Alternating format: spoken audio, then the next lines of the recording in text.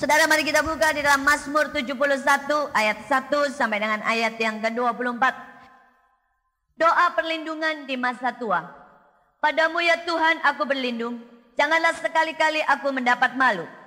Jadilah bagiku gunung batu, tempat berteduh, kubu pertahanan untuk menyelamatkan aku. Sebab engkaulah bukit batuku dan pertahananku. Sebab engkaulah harapanku ya Tuhan, kepercayaanku sejak masa mudaku. Ya Allah, bagi banyak orang aku seperti tanda ajaib, karena engkaulah tempat perlindunganku yang kuat. Janganlah membuang aku pada masa tuaku, janganlah meninggalkan aku apabila kekuatanku habis. Dan berkata Allah telah meninggalkan dia, kejar dan tangkaplah dia, sebab tidak ada yang melepaskan dia. Biarlah mendapat malu dan menjadi habis orang-orang yang memusuhi jiwaku. Biarlah berselubung celah dan noda orang-orang yang mengikhtiarkan celakaku. Mulutku akan menceritakan keadilanmu dan keselamatan yang daripadamu sepanjang hari, sebab aku tidak dapat menghitungnya. Ya Allah, engkau telah mengajar aku sejak kecilku, dan sampai sekarang aku memberitakan perbuatanmu yang ajaib. Keadilanmu ya Allah sampai ke langit. Engkau yang telah melakukan hal-hal yang besar. Ya Allah, siapakah seperti engkau? Engkau akan menambah kebesaranku dan akan berpaling menghibur aku. Bibirku bersorak-sorai sementara menyanyikan mazmur bagimu, dan jiwaku yang telah kau bebaskan. Saudara, di dalam keadaan yang semakin tidak baik, di dalam segala masalah, tantangan, pergumulan, saudara, saya melihat bahwa mazmur Daud memberi kekuatan. Mazmur Daud menjadi satu kesaksian bahwa Allah itu setia, bahwa Allah itu menopang, bahwa Allah itu melindungi, bahwa Allah itu menjagai kita. Amin. Saudara, dan kita mau belajar di sini tentang kehidupan, saudara. Saudara, kehidupan seorang Kristen, kehidupan kita semua, saudara. Saudara, kehidupan bukan terus terjadi dari satu perjalanan tol yang lancar, yang tidak ada hambatan, yang semuanya mulus, saudara. Tetapi di dalam kehidupan kita lihat tantangan, pergumulan, masalah. Tetapi percayalah itu membawa semuanya kebaikan buat kita. Saudara, kemarin ada sedikit saya baca artikel kecil, saudara. Ceritanya ada 3 pohon dan dia cerita. Dan dia kemudian mulai bercita-cita, saudara. Yang satu bilang, saya mau jadi kapal raja-raja ya, yang besar, yang bagus dan indah. Saudara, yang satu bilang, kalau dipotong mau jadi apa? Yang satu dia bilang, saya mau jadi kotak harta karun yang menyimpan begitu banyak permata. Saudara, yang satu lagi ditanya, kalau kamu mau apa? Saya mau jadi singgasana, tempat yang nempel dekat sekali dengan raja. Saudara, dan kemudian pohon itu saudara ditebang. Dan kemudian saudara, yang satu jadi kotak kecil, tidak terlalu besar. Tapi memang di situ disimpan ada kemenyan, emas, dan mur. Dan kemudian dibawa kepada Yesus. Saudara, yang kedua, dibuat perahu kecil, tidak besar. Tapi Yesus mengajar di situ. Saudara, yang ketiga dibuat salib. Dan dia berpikir, Tuhan tidak dengar doanya. Dia cuma jadi salib yang jelek. Nah, pada saat itu, Yesus disalib di situ. Dan dia menyadari bahwa itulah menjadi saat-saat di mana dia paling dekat. Menjadi singgasana sekaligus menjadi satu tanda kemuliaan di tengah penderitaan. Saudara, dan teks yang di bawahnya berkata, oh seringkali apa yang kita minta Allah menjawabnya dengan cara yang sangat berbeda. Pada waktu pohon yang satu minta untuk menjadi kapal raja-raja, doanya sebenarnya dijawab. Walaupun dia dibentuk menjadi kapal yang kecil, tempat Yesus mengajar di situ. Tapi bukankah Yesus adalah raja di atas segala raja? Saudara, dalam hidup ini seringkali kita minta banyak hal. Tetapi yang kita dapatkan menurut kita tidak yang kita doakan. Tapi percayalah, Allah mendengar doa kita. Dan dia memberi lebih dari apa yang pernah kita pikirkan. Dia tidak beri sekedar raja, tapi dia beri raja segala raja. Saudara, setiap impian dia dengar itu. Dan dia tidak berikan sekedar impianmu, tetapi dia berikan impian Tuhan dalam hidupmu. Dan impian Tuhan selalu lebih indah daripada impian kita. Amin, saudara. Amin. Saya percaya itu. Saya sudah lihat itu di dalam hidup saya berkali-kali. Saudara, pada waktu saya berusia kurang lebih 10 tahun. Saya lihat seorang hamba Tuhan datang dari luar negeri dan diterjemahkan oleh seorang hamba Tuhan wanita, saudara. Dan pada waktu dia menerjemahkan, saya berkata begini, wow. Kalau dipakai Tuhan kayak begitu asik ya. Saya jarang lihat perempuan begitu tegas, khotbah berapi-api walaupun cuma menerjemahkan. Saudara, kalau sekarang saya berdiri di depan dan bicara kepada banyak orang, Tuhan bicara kepada saya. Bukankah impianku lebih tinggi dari impianmu? Engkau cuma mau jadi penerjemah, aku jadikan kau pengkhotbah. Kemudian saudara, saya waktu itu pengen sekali bangun satu gedung. Dan sekolah arsitek, hanya yang tahu itu. Dan kemudian kalau saya lewat Jalan Sudirman dan sebagainya saudara. Saya berkata, saya cuma pengen bangun satu gedung Tuhan. Dan saya pengen bilang, itu loh. Saya sekolah tidak sia-sia, itu loh gedung yang saya bangun. Bagus saudara. Tapi Allah tidak mengizinkan saya bangun satu gedung. Tapi Allah mengizinkan saya membangun begitu banyak bangunan ilahi. Tiap kali saya lihat ada begitu banyak anak yang jadi. Ada begitu banyak saudara, perkara-perkara yang Allah buat. Dan Tuhan berkata, engkau cuma minta satu, aku berikan begitu banyak dalam hidupmu. Engkau melihat bangunan-bangunan yang kekal. Yang tidak lekang oleh waktu. Yang tidak runtuh, tetapi akan tetap ada sampai aku datang. Saudara, setiap kita percayalah. Oh, di dalam hidup ini saudara, ada begitu banyak hal yang kita doakan dan Allah mendengar doa. Walaupun seringkali jawaban dia tidak seperti yang kita minta. Tapi dia memberikan jauh lebih baik dari apa yang pernah kita bayangkan. Oke, kita akan belajar dari firman ini. Saudara, yang pertama kita lihat ayat yang ketiga. Jadilah bagiku gunung batu tempat berteduh, kubu pertahanan untuk menyelamatkan aku. Sebab engkaulah bukit batuku dan pertahananku. Saudara, ada 3 hal dalam hidup ini yang kita akan alami. Yang pertama, saudara, kita akan mengalami begitu banyak kepanasan. Ya, suasana yang panas di dalam rumah tangga. Bahkan kadang-kadang saudara, gereja yang panas karena satu dengan yang lain gontok-gontokan. Di kantor mungkin ada yang panas di dalam persaingan. Saudara, dan kadang-kadang hati kita begitu takut, gelisah. Saudara, rasanya tidak karu-karuan. Saudara, melewati itu semua sebenarnya Allah sedang membawa kita, mengenalkan kita bahwa dia adalah tempat berteduh. Amin, saudara.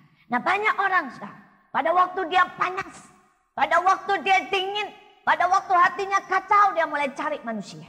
Dan mereka kecewa. Setiap kali saudara cari manusia, saudara akan kecewa. Ada berapa banyak istri yang mengharapkan suami menjadi tempat berteduh pada waktu dia khawatir dan tidak mendapatkan. Ada berapa banyak suami yang pada waktu dia gagal di kantor, dia pulang, dia pikir, saudara ya. Di rumah dia bisa dapatkan, saudara, tempat perteduhan. Taunya begitu sampai rumah, anak teriak-teriak, istri lagi ngomel, pakai daster bau lagi, saudara ya. Stresnya tambah tinggi, saudara ya. Saudara, itu kenyataan. Tapi saya mau berkata, ada satu tempat berteduh yang setiap kali siap untuk menampung saudara. Namanya Yesus, amin. Dan itu tidak dibutuhkan tempat khusus. Coba, lari dan cari dia. Saudara, pada waktu saya di Belanda, saya mengalami begitu banyak hal yang panas. Ada begitu banyak yang menakutkan, begitu banyak yang mengerikan. Saudara, saya mengalami kegagalan soal pelajaran. Nilai saya do re mi fa waktu tahun-tahun awal. Saudara, dan di tahun-tahun awal itu saya juga baru menikah.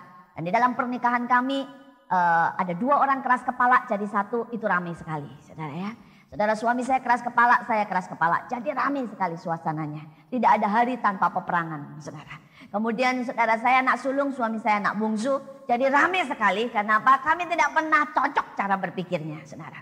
Dan saudara, dalam kondisi yang seperti itu, saudara, ya, saya mengalami banyak kegagalan di dalam pelayanan. Kenapa? Karena orang berkata, saudara, waktu itu saya memimpin sebuah persekutuan dan orang berkata, kalau pemimpinnya aja gagal sekolahnya, bagaimana yang dipimpin? Saudara, karena itu ada begitu banyak hal, saudara. Tapi saya melihat bahwa Tuhan itu menjadi tempat berteduh yang luar biasa.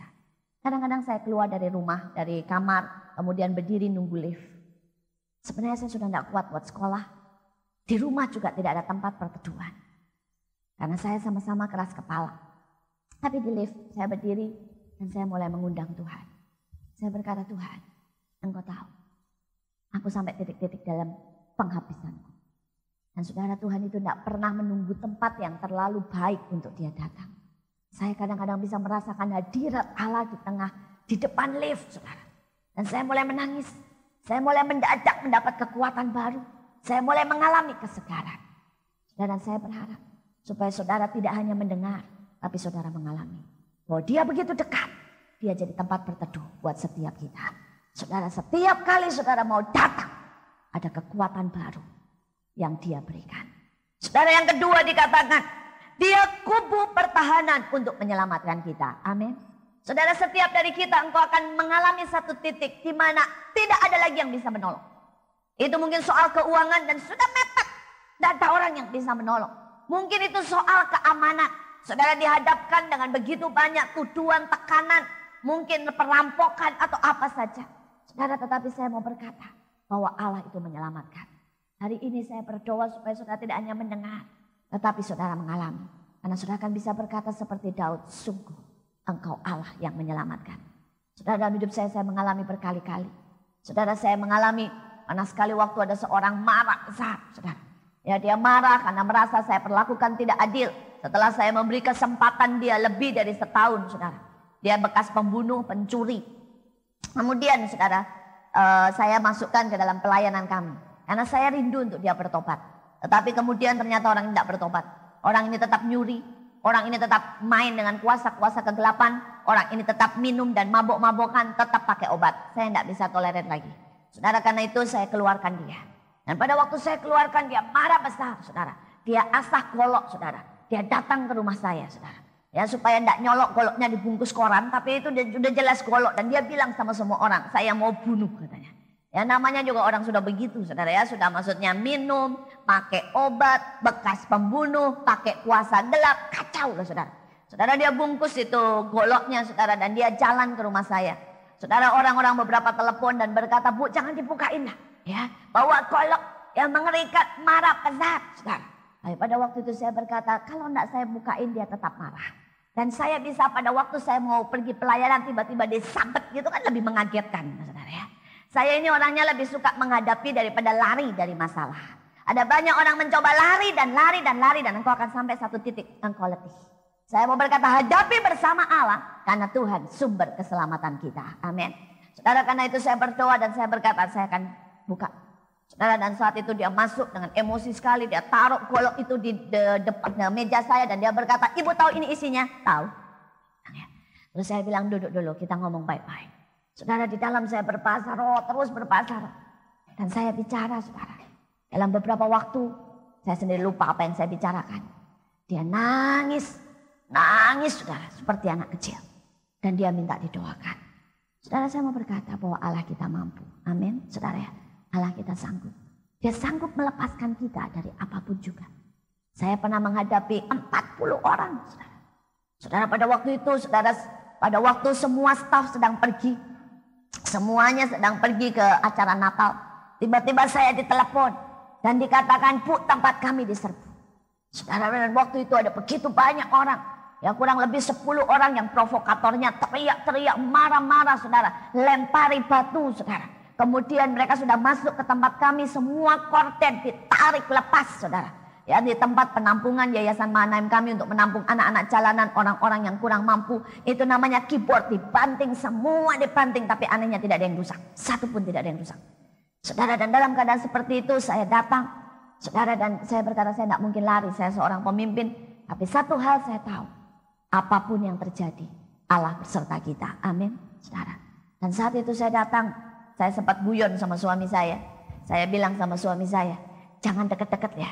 Kamu drop saya jauh-jauh, saya jalan kaki.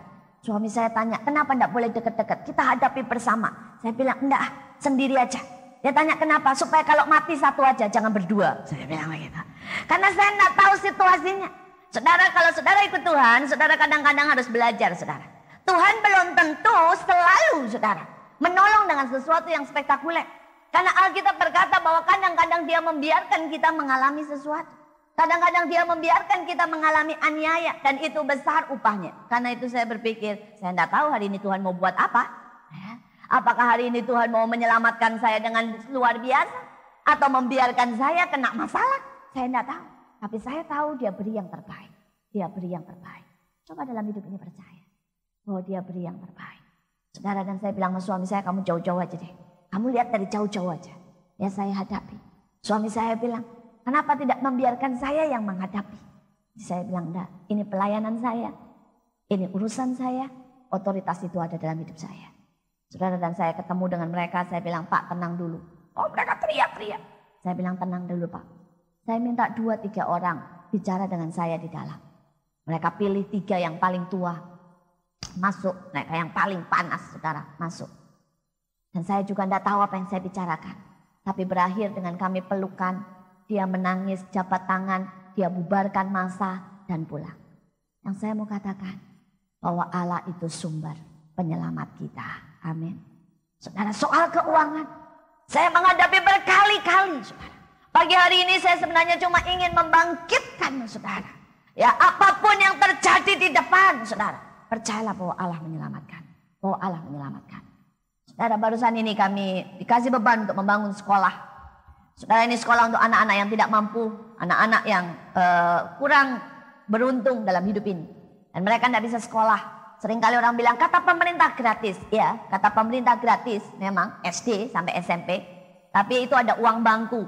Ada uang seragam, ada uang ulangan umum, ada uang komputer, ada uang macam-macam dan akhirnya tidak gratis, saudara. Akhirnya sama sekali tidak gratis. Saudara, karena itu ada begitu banyak anak tidak bisa sekolah. Kenapa? Tidak punya seragam. Seragam cuma 1 kalau kehujanan. Besok tidak pakai seragam tidak boleh sekolah. Saudara, mereka tidak punya sepatu dan tanpa sepatu mereka juga tidak boleh sekolah. Saudara, sehingga begitu banyak anak yang tidak bisa sekolah. Saudara, dan kami rindu untuk membuat sekolah yang gratis sama sekali untuk anak-anak yang berbobot, anak-anak yang punya kepandaian. Dan kami sudah memulainya, sekarang sudah sampai kelas 5 SD. Dan untuk kami bisa mengeluarkan ijazah, saudara, kami harus punya gedung. Tanpa kami punya gedung sendiri, kami tidak bisa mengeluarkan ijazah. Sekolah itu tidak bisa diakui. Karena itu kami harus beli gedung. Kami harus bangun sebuah gedung. Saudara, dan kami berdoa. Dan pada waktu itu ada tanah sebesar 10.000 meter persegi untuk STK sampai SMA. Harganya 1,7 saudara. Harganya 1,7 dan M. Ya, kalau 1,7 juta lumayan saudara ya. M saudara. Dan saya berpikir dari mana? Dari mana? Pada waktu itu pertama kali saya nawar saudara. Saya cuma punya 40 juta. Saya ketemu dengan orangnya dan orangnya tanya. Ibu punya duit berapa? Saya bilang 40 juta. Diketawain saudara. Dia berkata, nantilah kalau sudah punya banyak datang lagi. Ya. Saya bilang, enggak, saya serius mau beli. Ya, saya serius mau beli. Dan dia berkata, ya gampang lah, gampang nanti. Saudara, dan kemudian Tuhan mulai berkata, kenapa kamu tidak berdoa mengelilingi tanah itu? Kami berdoa mengelilingi tanah itu. Orang mulai lihat, ngapain orang gila keliling tanah itu. Saudara, kadang-kadang ikut Tuhan itu sedikit aneh, enggak masalah saudara ya. Kalau saudara berani jalan sama Tuhan, engkau akan lihat bagaimana Allah buat mujizat. Saudara, setelah itu Tuhan mulai bukakan. Ada lebih dari 200-400 juta masuk. Tuhan mulai bicara lagi lebih jelas. Tuhan bilang sekarang ambil patok-patok. Jadi kami ambil bambu-bambu diisi ayat-ayat. Dibilang ini milik Allah. Di sini dibangun rumah Tuhan dan Tuhan bilang tancepin. Ya. Saudara, pada waktu itu kami ambil itu bambu-bambu, kami mulai tancepin, orang nanya. Loh, ini tanah siapa? Tanah orang. Lah kok ditancepin? Ya. Saya berkata enggak masalah lah. Pokoknya Tuhan bilang begitu, saya tancap. Saudara, kami tancap, kami tancap, kami tancap. Dan orang bilang ini apa? Dikasih tanda, saya bilang. Saudara, kami tancap. Begitu kami taat, saudara, Allah buka lagi. Allah buka lagi sampai mencapai 800 juta, saudara. Saudara, dan kemudian Tuhan bicara lagi. Sekarang Tuhan bicara lebih bikin malu lagi. Tuhan bilang, kenapa kamu enggak berdoa di situ? Nyanyi di situ, proklamasi di situ. Ya, seperti engkau sudah mendapatkan dan itu jadi milikmu. Saudara, itu tanah lapang. Ya, orang tidak ada pakar, orang lihat. Dan bukan cuma itu lagi, itu tanah masih rawa. Jadi kalau kami masuk itu sepaha, saudara. Ya, rawa. Jadi waktu kami nyemplung ke situ, orang kampung keluar semua nonton. Ya, orang mau lihat ada orang kapaan ini di situ. Tapi saya tidak peduli saudara. Saya nyanyi di situ. Saya nyembah di situ bersama beberapa orang. Kami berdoa di situ. Kami proklamasi di situ. Saudara, dan Allah buat sesuatu. Allah lihat bagaimana kami belajar taat. Dan Allah menggenapi. Saudara, sekarang tanah itu sudah laku. Sudah kami beli. 1,7 lunas semuanya. Saudara, mungkin beberapa berkata. Emangnya ada Bu di Alkitab ayatnya? Banyak. Saudara pikir pada waktu Yeriko harus dikelilingi 7 kali. Orang gak mikir orang gila itu lagi jalan. Nah, ngapa-ngapain jalan. Gak boleh ngomong. Mungkin dari atas dilempari telur. Dilemparin tomat. Saudara, mereka tetap jalan. Dan pada waktu ketaatan itu dilakukan, maka Allah mengerjakan lebih dari yang kita bayangkan. Amin. Saudara, sekarang tanah itu sudah dibeli lunas. Tanah itu juga sudah diuruk. Tapi kami belum bisa membangunnya. Padahal anaknya sudah kelas 5. Kami cuma punya waktu 1 tahun, saudara, untuk membangun supaya kami punya ijazah. Dan kalau sudah nanti keluar, di luar ada buku, saudara ya. Di situ ada banyak kaset-kaset khotbah, ada banyak buku-buku yang dijual, ada banyak kartu-kartu. Itu semua dibuat oleh anak-anak kami. Anak-anak yang tidak mampu. Dan kalau saudara membeli 1 kartu, 1 lembar kartu, saudara sedang memberi mereka Rp500. Karena kami tidak pernah mau membuat mereka menjadi peminta-minta. Kami mau menjadikan mereka pekerja-pekerja Tuhan. Saudara, setiap kaset yang kami jual, tujuannya tidak ada 1 sen pun yang masuk ke saya. Semua itu untuk membangun mereka, untuk menjadikan mereka manusia-manusia yang merubah bangsa dan negara. Saudara mau ikut ambil bagian, saudara bisa beli kaset, saudara bisa beli buku, saudara bisa beli apa saja, dan jangan ambil uang kembalinya. Ya. Saudara, itu cara saudara bersama-sama mendukung kita, saudara. Karena setiap kali, tapi seandainya saudara pakai uang kembalinya diambil, itu pun sudah memberkati kami. Tetapi kalau saudara memberkati, saudara rindu berapa? Kasih Rp500, kasih 1.000, kasih berapapun, saudara. Kita akan bersama-sama untuk membangun gedung ini. Saudara, untuk SD-nya saja kita butuh kurang lebih, saudara, 2M. Apalagi untuk mulai dari TK sampai dengan SMA. Karena kami akan mengambil lebih daripada 1.000 anak. Saudara, di tempat kami sekarang ada 5.000 anak. Dan 5.000-5.000-nya butuh pendidikan. Saudara, dan kami percaya Allah akan terus lipatkan. Allah akan lipat gandakan. Kami punya 7 rumah singgah untuk menampung mereka. Tapi bulan depan kami akan buka 2 lagi. Karena tiba-tiba saudara ada 30 pengemis, pemulung, orang-orang yang di jalan di bawah kolong jembatan itu datang ke tempat kami. Dan mereka minta ditampung. Mereka minta bergabung dengan kami. Saudara, mereka selama ini cuma simpatisan. Tapi mereka berkata kami mau lebih lagi. Dan kami sedang cari ruko untuk menampung mereka. Saudara, ladang sedang menguning. Masalahnya saudara mau tinggal diam cuma menonton. Atau saudara mau ikut. Bangsa ini membutuhkan penyelamat. Bangsa ini membutuhkan Tuhan. Bangsa ini membutuhkan kenyataan bahwa Allah kita, Allah yang hidup. Amin. Saudara, dia penyelamat. Saudara, kemudian dikatakan selanjutnya, sebab engkau adalah bukit batu dan pertahananku. Saudara, pertahanan.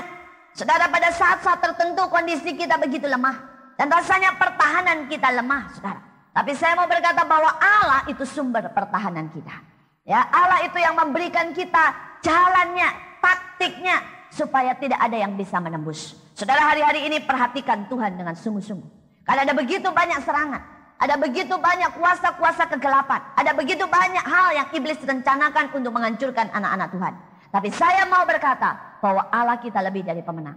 Tapi coba dengarkan Tuhan. Saya hari-hari ini melihat bagaimana Allah itu luar biasa. Saudara, dimulai dengan suami saya bermimpi, saudara. Suami saya bermimpi itu nabrak orang sampai mati. Dan begitu bangun, dia berkata, bantu doa. Kita bersama-sama berdoa, kita urapi mobil, kita batalkan rencana itu. Saudara, beberapa waktu kemudian kami dengar. Saudara, salah satu saudara dari suami saya nabrak orang sampai mati. Pada waktu itu saya tahu, iblis merencanakan buat suami saya. Tetapi karena kami berdoa, kami berjaga-jaga, itu dihalaukan. Saudara, kemudian anak saya bermimpi. Saudara, dia bilang, Ma, rumah kita kebakaran. Mengerikan, Mak. Dia nangis. Dia bilang, ayo Ma, bangun, urapin. Jadi malam-malam jam 3 saya ngurapin rumah, saudara ya. Karena saya belajar untuk taat. Saya belajar untuk peka. Saya belajar untuk, saudara ya, tanggap, memperhatikan yang Tuhan mau. Pada waktu kami berdoa sungguh-sungguh, saudara. Dan kemudian beberapa hari kemudian, jam 5 pagi, saudara. Jam 4 pagi kami dikagetkan.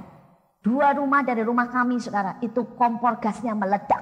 Rumah itu terbakar sampai habis. Saudara, kalau saya mau cerita itu terjadi terus, saudara, terus. Berkali-kali dalam hidup saya. Saudara, kemudian anak saya yang kecil bermimpi. Ya, bahwa dia ditabrak, saudara, sampai kakinya itu kelihatan tulangnya. Kami berdoa, kami urapi, kami batalkan, dia pergi, saudara. Kejadian ini beruntun. Yang pertama, saudara, dia duduk di depan ngambil bola. Itu sopir sebelah mundurin mobilnya. Saudara, dan dia tidak lihat kalau anak saya duduk di situ, saudara. Sedang ngambil bola.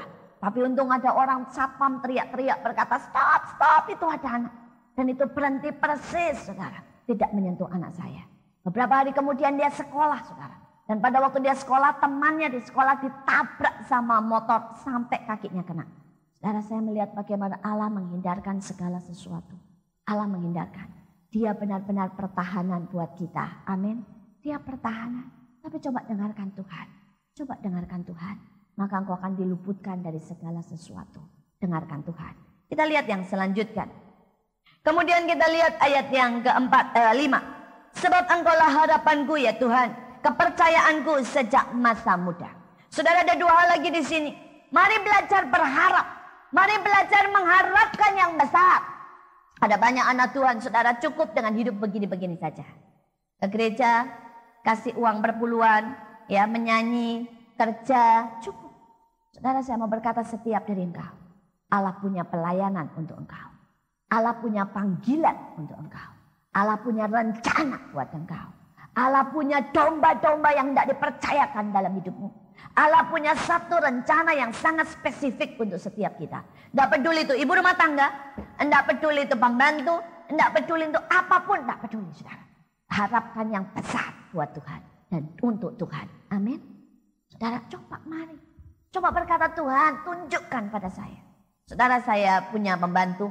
Dan pembantu saya ini cuma lulusan SD. Bahkan SD pun katanya lulusnya juga kepaksa, tidak naik kelas. Saudara, sebenarnya sudah 2 kali jadi akhirnya lulus. Saudara, dan kemudian dia masuk ke tempat saya jadi anak Tuhan ke gereja. Dan saya selalu berkata, Mbak, Tuhan tuh tidak mau seumur hidup lu jadi pembantu begitu aja. Saya bilang, harapkan yang besar. Maju. Saudara, dan dia mulai bilang, saya boleh les jahit, Bu? Boleh, les jahit sana. Nah, ya. Dia mulai les jahit, dia tunjukkan, Bu, saya bikin baju loh. Ya, dia tunjukin saya. Setelah itu dia berkata, Bu, saya boleh masuk FA? Boleh, masuk sana. Saya bilang, ya. Saudara, dia masuk FA.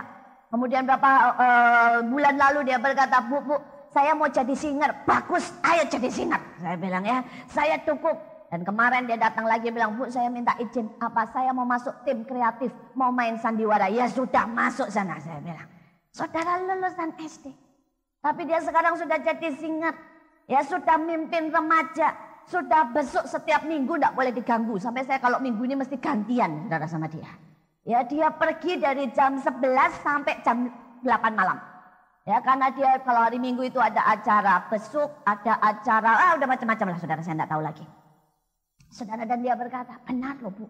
Waktu saya doa ya, Tuhan itu kasih tahu, ini orang begini, ini orang begini. Iyalah, saya bilang, pasti bisa. Dia bilang, kok bisa ya, Bu? Bisa, saya bilang. Saudara, kalau pembantu saja, saya yang kelas 6-nya 2 kali, kelas 3 2 kali loh, saudara. Berarti EQ-nya kan ngepas, saudara ya. Sekarang bisa menjadi singer, bisa besuk, bisa bikin baju, ya masuk tim kreatif, sebentar lagi mau main jadi Esther, pada gaya, saudara. Saya lama berkata, Mbak, lama-lama kamu sama saya saingan pelayanan nanti kita. Masa saudara tidak punya pengharapan? Cuma begini-begini saja, 10 tahun begitu-begitu saja. Tidak melakukan sesuatu, tidak membawa jiwa. Saudara, pembantu saya itu sudah bawa jiwa lebih dari 5 orang. Ya, dia tiap kali lewat, orang bilang, Mbak, kalau minggu kemana diajak ngobrol, sebentar lagi bawa ke gereja. Saudara ya, saya selalu angkat topi. Dan yang lebih luar biasa lagi, saudara, kalau dia mau konseling sama saya lebih gaya, telepon handphone saya, bilang, Bu, cepat pulang, saya mau konseling. Ya ampun. Saya bilang, luar biasa pembantu zaman sekarang. Dan pada waktu itu terjadi di jalan, saudara. Dan orang-orang berkata begini sama saya, kok ada ya pembantu telepon majikannya suruh pulang mau konseling, ya. Dia soalnya waktu itu sakit, saudara. Dan dia bilang, cepat, saya butuh ibu sekarang. Dan saya berkata, buat saya itu kebanggaan. Itu trofi. Kenapa? Kalau orang lain konseling sama saya, itu normal. Orang tidak tahu siapa saya. Mereka bisa berpikir saya baik karena saya jago khotbah. Tapi kalau pembantu saya, yang tahu saya 24 jam, mau konseling sama saya, berarti dia kenal siapa saya. Berarti saya tidak cuma bisa berdiri di mimbar, tapi saya bisa jadi pelaku firman. Dan itu jauh lebih berharga daripada kalau saudara yang konseling sama saya. Karena itu menunjukkan bahwa dia mengerti, dia menghargai. Saya bersyukur, saudara. Dan ini yang saya mau bagikan buat saudara. Saudara bisa Membuat pembantumu, sopirmu kenal Tuhan. Amin. Engkau bisa. Engkau bisa. Punya harapan yang besar. Punya harapan yang besar. Saudara, kita lanjutkan. Dikatakan di situ, kepercayaanku sejak masa muda. Saudara, ada banyak orang percaya sama omongan manusia. Percaya sama ramalan nasib. Percaya sama Hong Shui sampai rumahnya nggak karu-karuan. Belok kiri, belok kanan. Saudara ya. Saudara percaya sama bosnya. Percaya sama ramalan politik dan ekonomi. Tapi nggak percaya sama Tuhan. Kalau saudara percaya sama Tuhan, saudara akan lebih mendengarkan Dia. Amin. Dengarkan Dia. Untuk mendidik anak, jangan bawa anakmu yang bermasalah ke psikiater dan percaya sama psikiater. Coba percaya Tuhan. Tanya ke Tuhan, apa yang harus saya lakukan untuk anak saya? Coba kalau engkau punya masalah di pekerjaan, pertama jangan langsung cari konsultan yang terbaik. Tanya Tuhan. Apa saudara pikir Tuhan tidak ngerti ekonomi? Apa saudara pikir Tuhan tidak ngerti mebel? Apa saudara pikir Tuhan tidak ngerti politik? Saya mau berkata, Dia yang paling tahu dalam segala sesuatu. Amin. Saya belajar mengikut sertakan Tuhan dalam segala hal. Saya belajar, saudara. Saya ingat waktu anak saya kena radang tenggorokan. Itu semua sariawan sampai ke sini-sini, saudara. Seluruh mulutnya sariawan. Saudara, dan pada waktu itu saya bawa ke dokter. Dia tidak bisa makan, tidak bisa minum. Minum saja tidak bisa. Sakit sekali. Bengkak sama sekali. Dokter berkata mesti diinfus masuk rumah sakit. Dan dokter berkata, saudara, bahwa ini virus. Tapi aneh. Pada waktu dokter berkata mesti masuk rumah sakit, ini virus. Di sini ini berkata, enggak, bukan.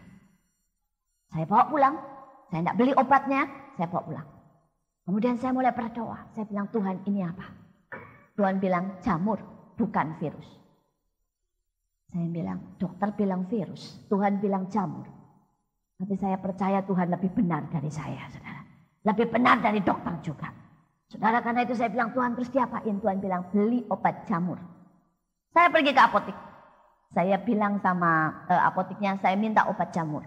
Dia bilang, Bu, yang ada buat orang dewasa, tidak ada buat anak-anak. Tapi saya bilang, ya sudah, saya beli.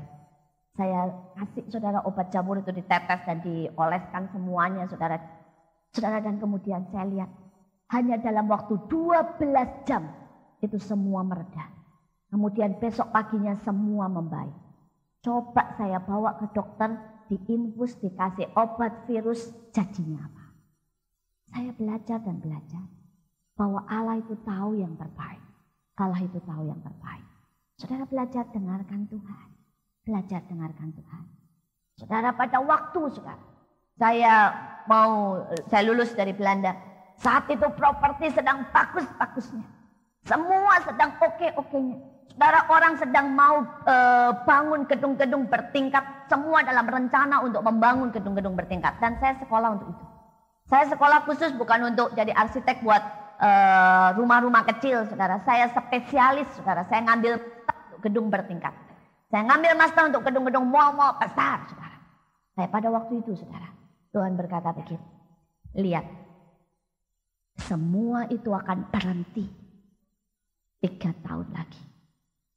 Dan engkau akan lihat bahwa itu semuanya akan mencapai setak. Gedung-gedung akan kosong, semua akan drop. Saudara, pada waktu itu saya berpikir tidak mungkin. Tak mungkin. Semua sedang bagus-bagusnya. Dan Tuhan berkata, lihat, tunggu saja. 3 tahun kemudian persis resesi mulai masuk kemana-mana. Gedung-gedung mulai kosong. Tidak ada apa-apanya. Saudara, saya belajar dan makin belajar. Percaya Tuhan. Dia tahu yang terbaik. Amin. Saudara, percaya Tuhan. Dalam segala hal, percayalah kepada Tuhan. Dia tahu yang terbaik. Kita lanjutkan.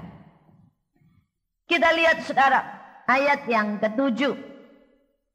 Bagi banyak orang aku seperti tanda ajaib, karena engkaulah tempat perlindunganku yang kuat.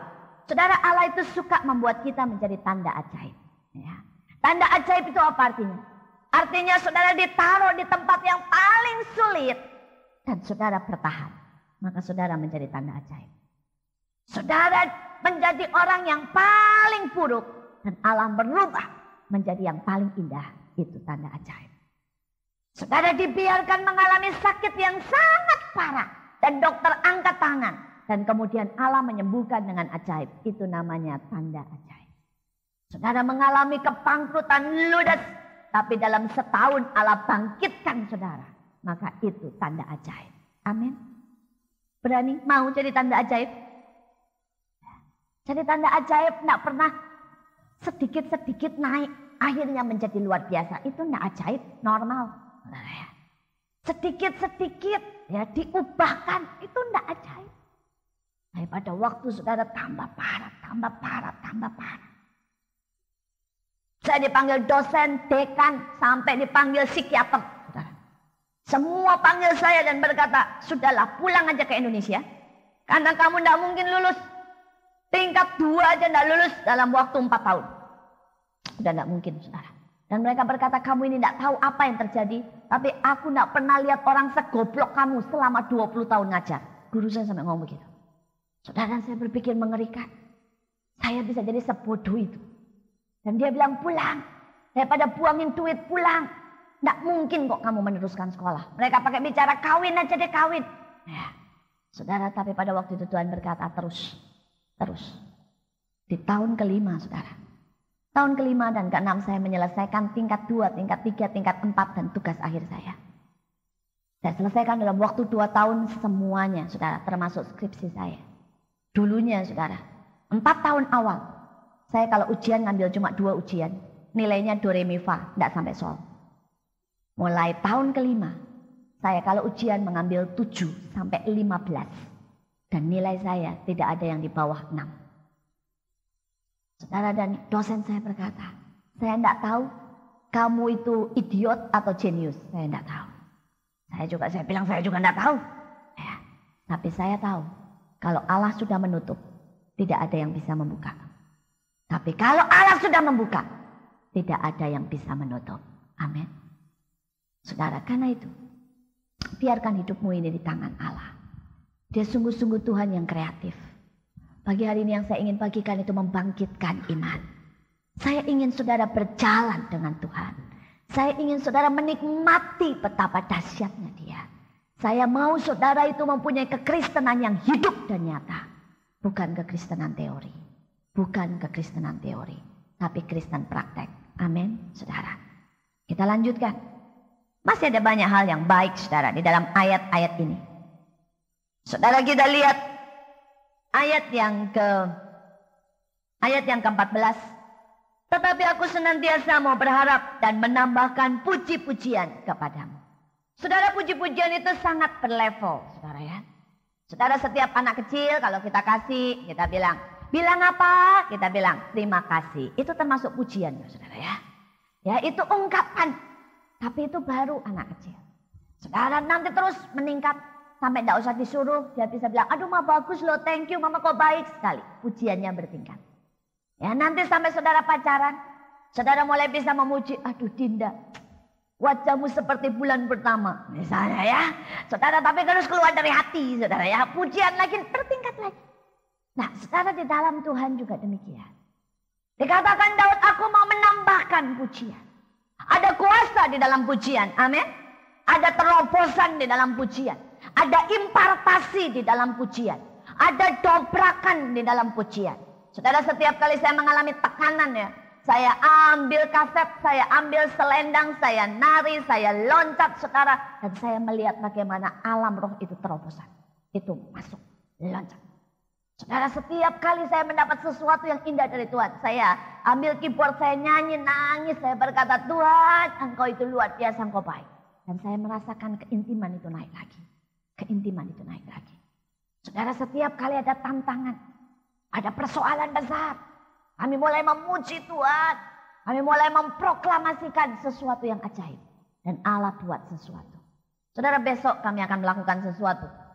Dan saya berharap saudara mendukung kami kalau saudara ingat di dalam doa. Saudara, G30S itu membuat lebih dari 1 juta orang meninggal di seluruh Indonesia. Mulai dari G30S, saudara. Sejarah bangsa ini digelapkan. Kita tidak pernah tahu tentang kebenaran lagi. Dan lihat apapun masalahnya. Dari mulai tukang pijetnya Gus Dur. Misalnya. Saudara pernah ingat cerita itu? Tentang ada tukang pijatnya Gus Dur yang menggelapkan berapa miliar. Saudara pernah ingat atau saudara sudah lupa? Ya. Mulai dari kasus BBPN. kasus segala sesuatu, tidak ada satupun saudara, kasus yang sampai tuntas terbongkar.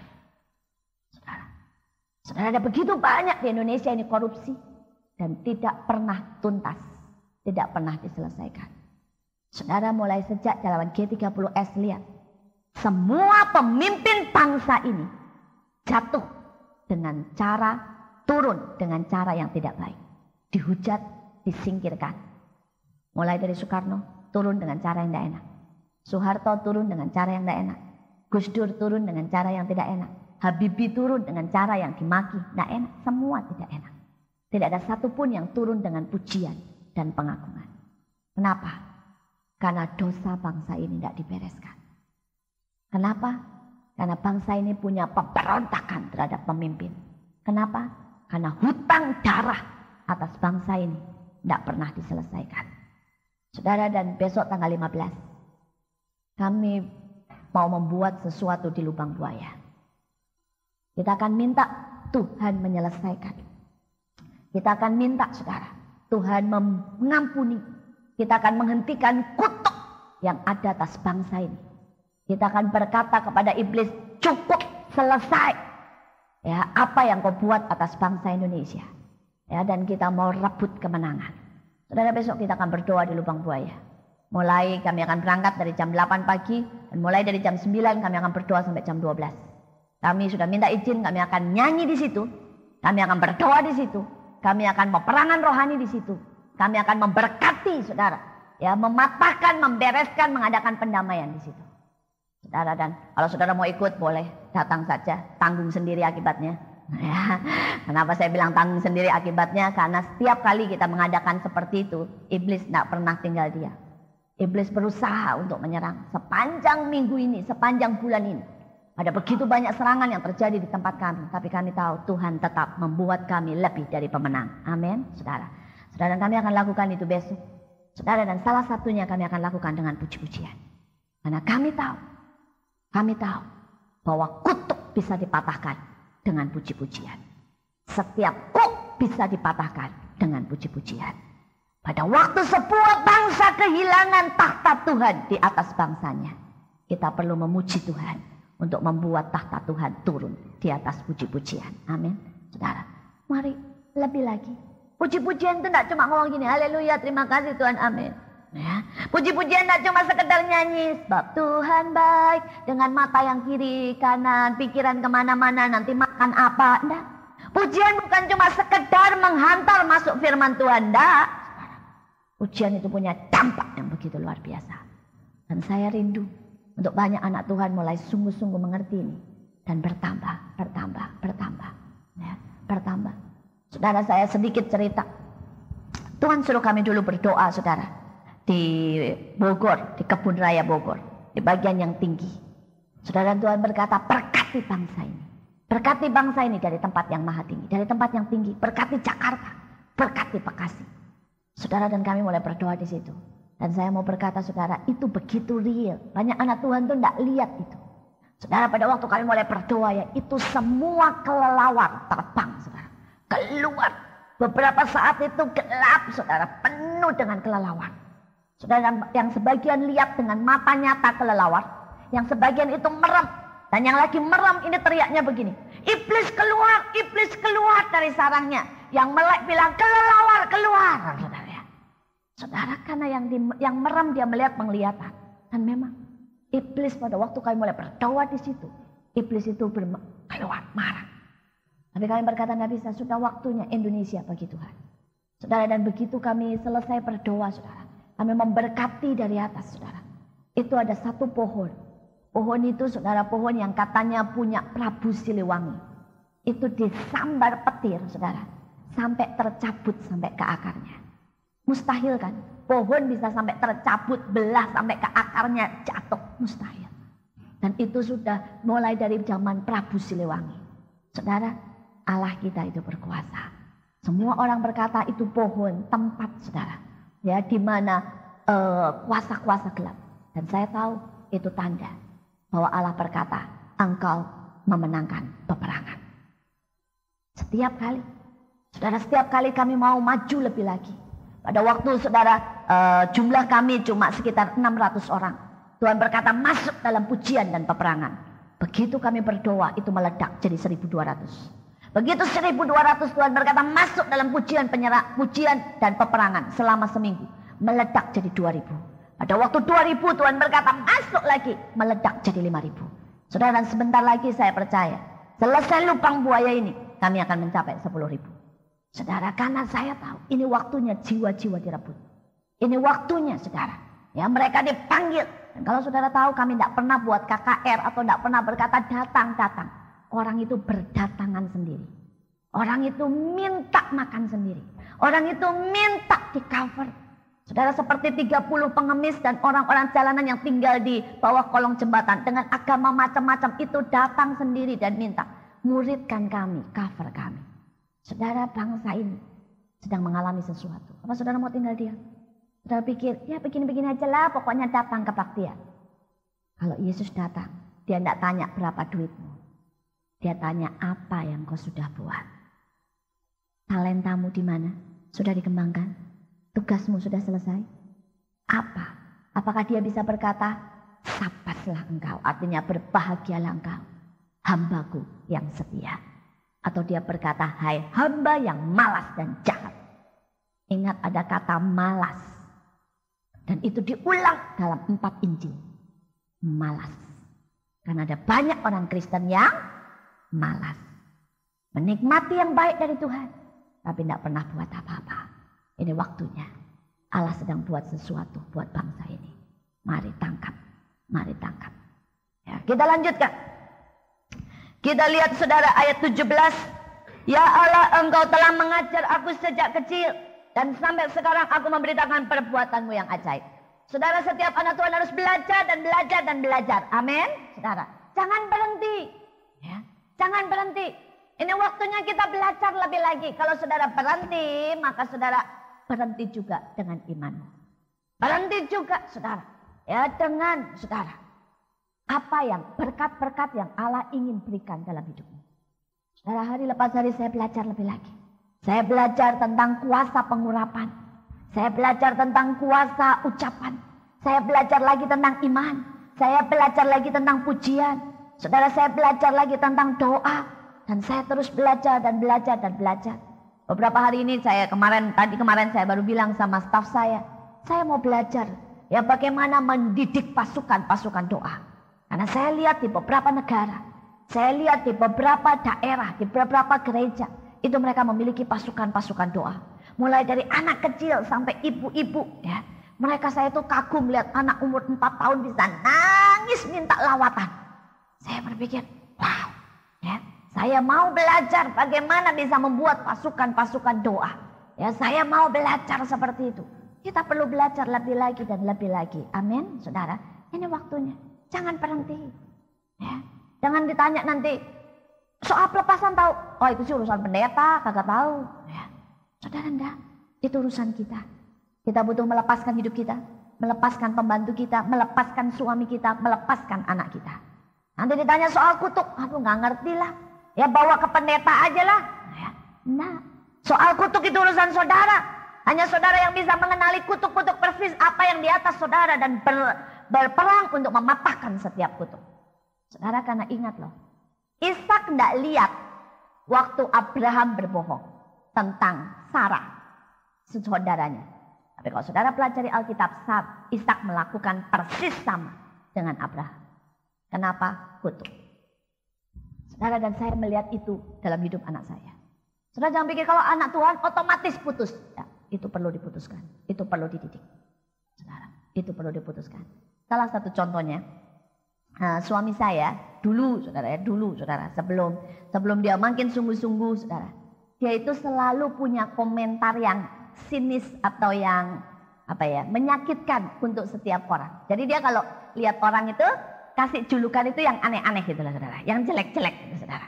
Tetapi itu yang tahu cuma saya, karena dia tidak pernah ngomong sama orang lain dan itu cuma dia lakukan di rumah sendiri kalau sama saya guyon. Jadi misalnya dia lihat orang itu, ya orang itu sih gemuk kayak gajah, misalnya begitu ya. Itu istilahnya si gajah. Jadi dia selalu punya istilah. Yang satu disebut si gajah lah, yang satu ninja gitu ya, karena pakai bajunya gimana. Dia punya istilah-istilah begitulah. Dan itu cuma dia lakukan sama saya. Dia tidak pernah lakukan sama siapapun juga. Dan dia tidak pernah ngomong. Tapi itu hal yang buruk. Ya. Dan sekarang dia sudah bertobat, tidak pernah. Kemarin saudara, anak saya umur 9 tahun. Dan kemudian dia ngobrol sama temennya, sama adiknya. Ya biasalah, anak-anak kan diejek-ejekan gitu saudara. Terus ada yang temennya bilang gini, Pan, nama anak saya Stephen. Kamu cocoknya sama si An-An. Ada anak perempuan namanya An-An saudara ya. Dia samalah sebanding sama kamu gede-gede badannya. Anak saya tiba-tiba ngomong begini. Ngapain sama si An-An? Dia kan pesumo wanita. Ya, saya kaget. Persis. Kemudian temannya sebut lagi satu nama. Ya kalau itu sama itulah, itu lebih cakep. Dia bilang, mulutnya kayak Mas Koki kalau ngomong. Saudara, dalam setengah jam. Dia sebutkan semua julukan buat temannya satu persatu. Pada saat itu saya bilang, aduh Tuhan. Saya tidak pernah patahkan yang ini. Saya tidak pernah ikat dan putuskan yang ini. Karena saya pikir, ya suami saya sudah tidak pernah lakukan itu. Ya saya pikir sudah tidak mungkin lah nurun ke anak saya. Dan pada waktu anak saya bereaksi seperti itu, saya bilang, waduh perlu urusan. Saya bilang, nanti malam kita urusan, berdoa pemutusan kutuk. Ya. Karena ternyata dia bereaksi persis sama, padahal dia tidak pernah lihat. Saudara, kalau engkau tidak mengerti soal kutuk, engkau tidak tangkap, ya, engkau tidak bisa membebaskan keluargamu. Engkau tidak bisa melepaskan keluargamu. Karena itu jangan berhenti belajar. Mari belajar terus. Amin. Mari belajar terus. Belajar. Kita akan makin diperbaiki hari lepas hari. Tumbuh hari lepas hari. Saudara, yang satu lagi yang terakhir. Satu lagi yang terakhir. Kita lihat ayat yang ke-20. Engkau yang telah membuat aku mengalami banyak kesusahan dan malapetaka. Engkau akan menghidupkan aku kembali. Dan dari samudera raya bumi engkau akan menaikkan aku kembali. Saudara, apa yang mau dikatakan oleh Daud di sini? Dia mau berkata bahwa Allah itu mengajar kita tentang keseimbangan. Dalam hidup ini saudara mesti belajar sungguh tentang keseimbangan. Antara istirahat dengan kerja. Antara berlari dengan slow down, ya pelan-pelan, saudara. Antara beriman dengan penyerahan, saudara. Antara berjuang, saudara, dengan melepaskan.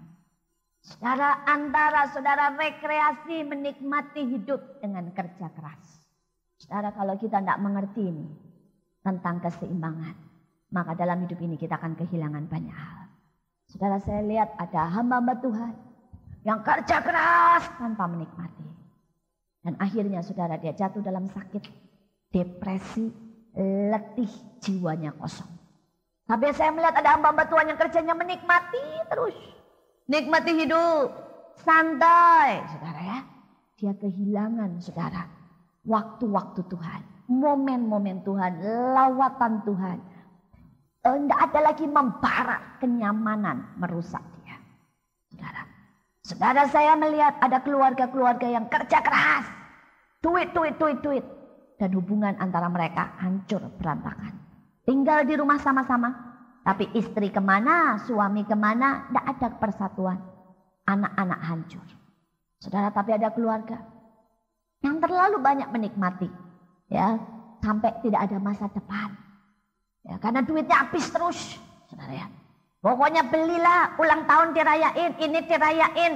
Saudara, anak tidak dididik untuk hemat. Tidak dididik untuk kerja keras. Terlalu memanjakan. Semua membutuhkan keseimbangan. Saya belajar, saya mengajar anak-anak saya dari kecil kerja. Anak saya baru 9 tahun dan umur 8 tahun. Tapi saya ajarin dia dagang. Ya. Kami punya produk jelly, kami punya produk kartu. Dan saya bilang jualan aja. Saya bilang. Terus mereka bilang, Mama enggak malu kalau kita jualan? Enggak, saya bangga kalau kamu bisa jualan. Ya. Nah, kenapa? Karena saya mau mengajar mereka. Ya bahwa hidup ini butuh kerja. Hidup ini butuh berjuang. Tapi saya juga mengajar mereka tentang kasih karunia. Tentang anugerah, tentang iman, tentang segala sesuatu. Saudara, dalam hidup ini, perhatikan tentang keseimbangan. Perhatikan keseimbangan. Tidak ada satupun yang begitu baik, sampai saudara cukup itu saja. Mengerti maksud saya? Vitamin misalnya, saudara bilang vitamin itu baik. Saudara makan vitamin sebanyak-banyaknya tanpa keseimbangan. Masuk rumah sakit, ginjalmu kotor. Saudara, kalau saudara berkata, ya kita sayur terus, saudara ya. Tanpa yang lain, protein, saudara. Bahaya. Bahaya. Semua membutuhkan keseimbangan. Semua membutuhkan keseimbangan. Dan di dalam Tuhan juga membutuhkan keseimbangan. Dalam hidup membutuhkan keseimbangan. Mari kita berdoa.